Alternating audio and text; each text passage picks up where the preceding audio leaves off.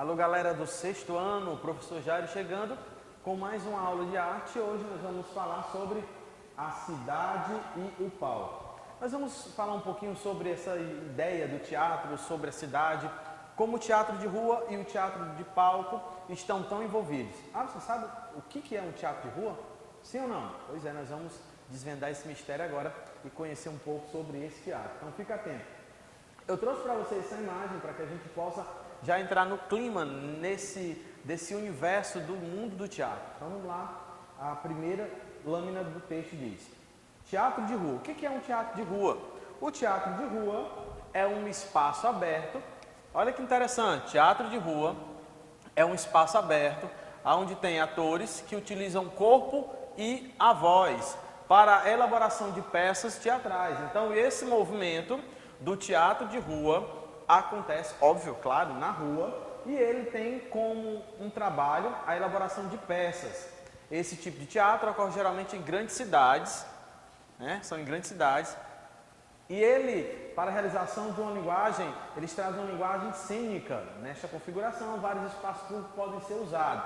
Por isso que se chama teatro de rua, porque ele utiliza praças, ruas, parques, entre outros meios em que se tem condições de realizar uma apresentação. Então nós vamos conseguir compreender que os atores eles estão dispostos a encenar em praça pública, em ruas, em parques, e muitas vezes o teatro de rua vai trazer temas da atualidade, temas em que estão dentro de uma conjectura política ou temas que venham a trazer uma discussão baseado naquilo que está em alta, ou seja, as pessoas estão falando, estão discutindo, são temas bem atuais. Trazendo para os nossos dias, poderíamos dizer que um tema que poderia ser inserido no teatro de rua seria algo direcionado à saúde pública, né? Então os atores iriam lá em uma praça pública e eles iriam trazer justamente um contexto sobre a pandemia e sobre a questão social voltada à saúde.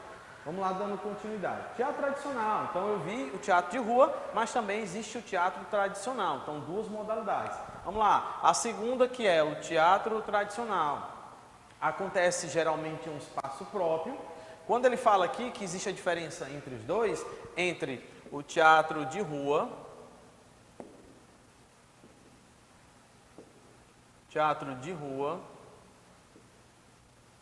e o teatro tradicional, óbvio que acontece na rua, e outro vai estar acontecendo em um teatro. E ele vai dizer, acontece geralmente em um espaço próprio, o teatro. Aí sim existe a participação dos atores, tem um palco, uma estrutura. Tudo isso é montado para que as pessoas possam estar na plateia assistindo. Diferente do teatro de rua, em que a rua em si é o seu cenário e as pessoas estão em volta, em pé, participando, fazendo parte ali daquele momento. Então, geralmente o público fica na plateia. A diferença do teatro de palco, que é o teatro tradicional, é que há uma plateia que ela está sentada.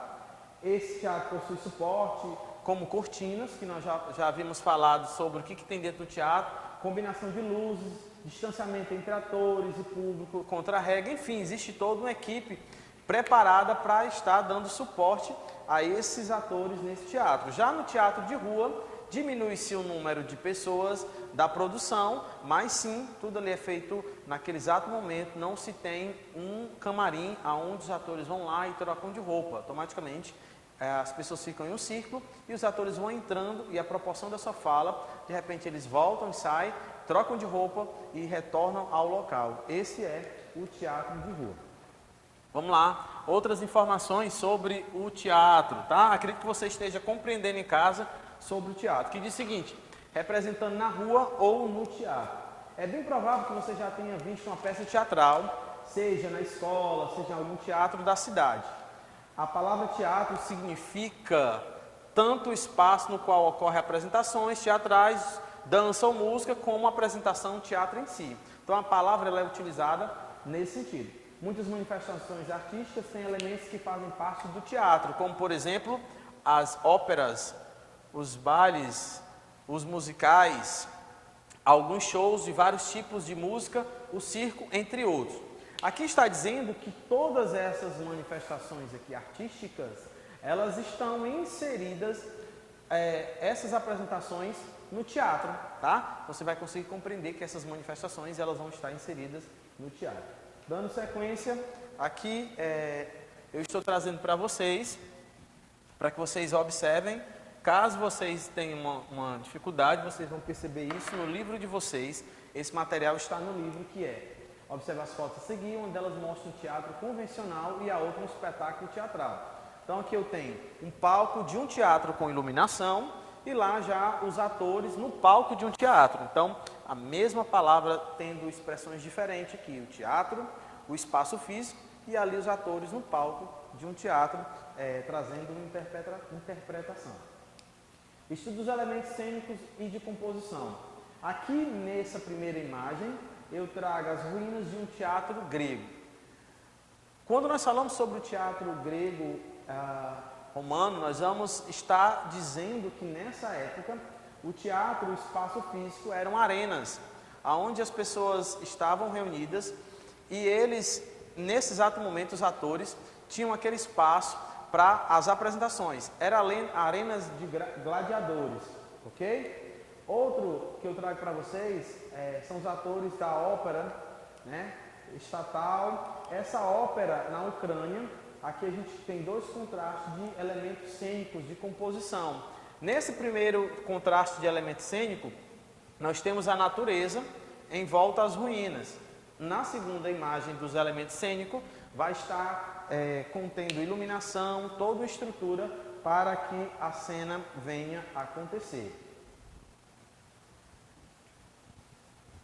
Bom, qualquer forma de teatro, independentemente do estilo, precisa de um espaço para ser apresentada. O espaço cênico é justamente o local em que é feita a representação. Então, destaque para cá, que é o local em que é feita a representação. Pode ser um palco, um corredor, um ônibus, uma rua, um picadeiro, um circo, um tablado, uma sala, enfim, qualquer lugar pode ser um local feito para ser o espaço cênico.